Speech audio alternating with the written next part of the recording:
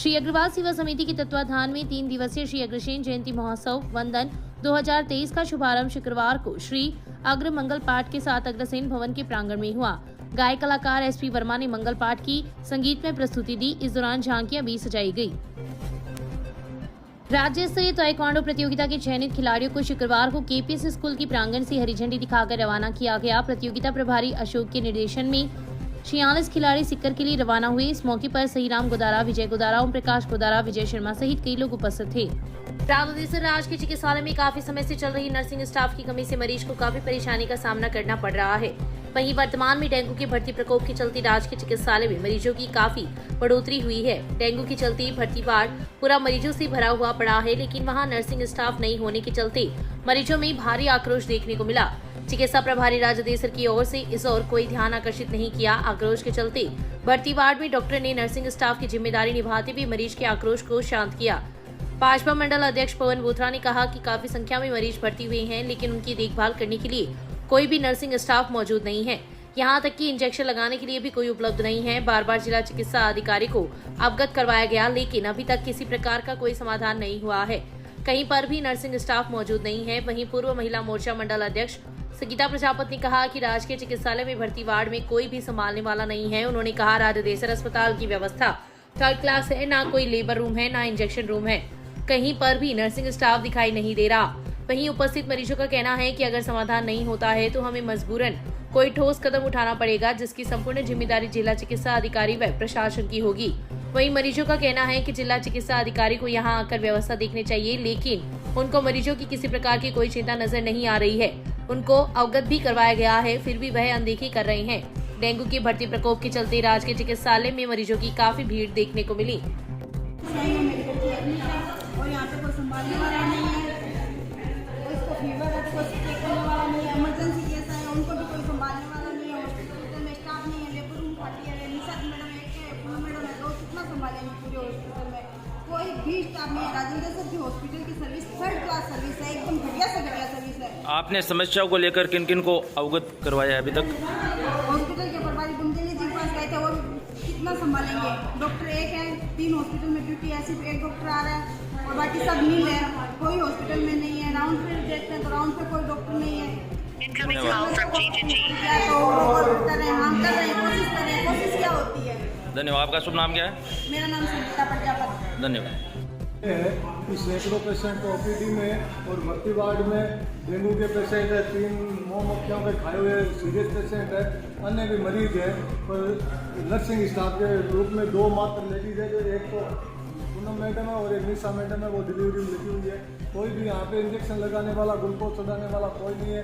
मैंने सीएमएचओ को फ़ोन करके डॉक्टर बुंदेला से बात की है, वो कह रहे हैं जिनको अस्थायी लगा रखा है वो आ नहीं रहे। बहुत बुरी हालत है, 600 के लगभग ओपीडी हो रही है और ये आप देख रहे हैं कितने पेशेंट भर्ती है, पर इनको संभालने के लिए कोई नहीं है। अभी एक पूनम मैडम है वो लगी हुई है, एक निशा मैडम है वो लगी हुई है।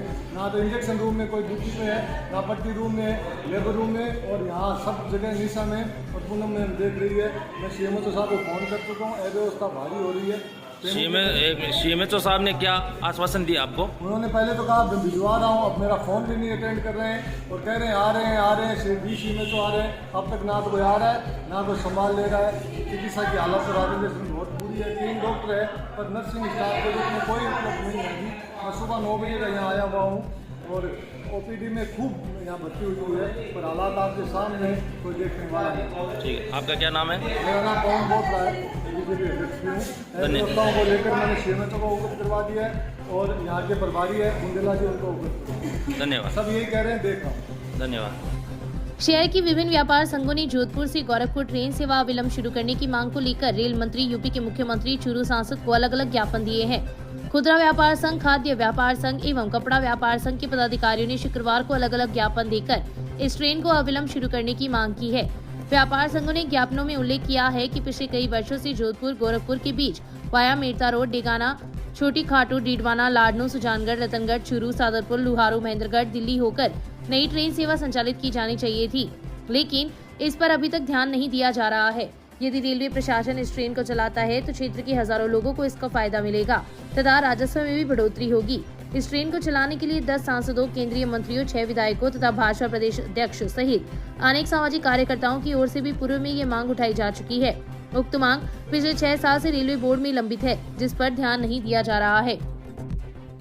विधानसभा चुनाव को लेकर पुलिस प्रशासन मुस्तैद दिखाई दे रहा है। रतनगढ़ विधानसभा क्षेत्र में शांतिपूर्ण एवं निष्पक्ष चुनाव संपादित करवाने के लिए पुलिस द्वारा प्रतिदिन जुआ, सट्टा, अवैध शराब तथा मादक पदार्थों सहित गैर कानूनी क्रियाकलापों के विरुद्ध अभियान चलाकर प्रभावी कार्रवाई कर रही है।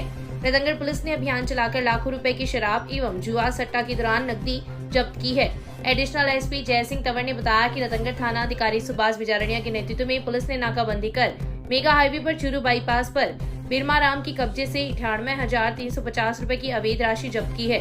वहीं गांव बिरमसर से 50 पवे देशी शराब की जब्त कर आरोपी गांव के ही 30 वर्षीय भरत ब्राह्मण को गिरफ्तार कर उसके कब्जे से अवैध शराब व 1,550 रुपए शराब बिक्री के जब्त किए हैं। इसके अलावा जुआ सट्टे की कार्रवाई के दौरान 1,030 रुपए नकदी जब्त की गई।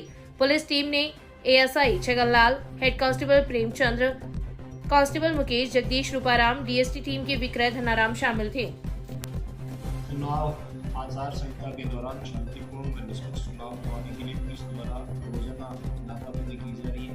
इसी कार्रवाई के तहत कल करीब 14 वाहनों के काली शीशे लगे वाहनों के चालान किए गए। 98,350 रुपये संदिग्ध अवस्था में पाए जाने पर 102 शेयर शीशे में जब्त किए गए। एक शराब की कार्रवाई 50 पवे शराब व 1,550 रुपये बिक्री राशि के जब्त कर एक मुलजिम को गिरफ्तार किया गया। इसी तरह एक व्यक्ति को सट्टा करते हुए गिरफ्तार किया गया। इसी कार्रवाई के दौरान 3 व्यक्तियों को शांतिपूर्ण करने के आरोप में गिरफ्तार किया। पुलिस द्वारा लगातार गश्त निगरानी जारी है। शांतिपूर्वक व निष्पक्ष चुनाव करवाने के लिए पुलिस आगामी दिनों में और ज्यादा मुस्तैदी से कार्रवाई करते हुए तत्परता से कार्रवाई करेगी।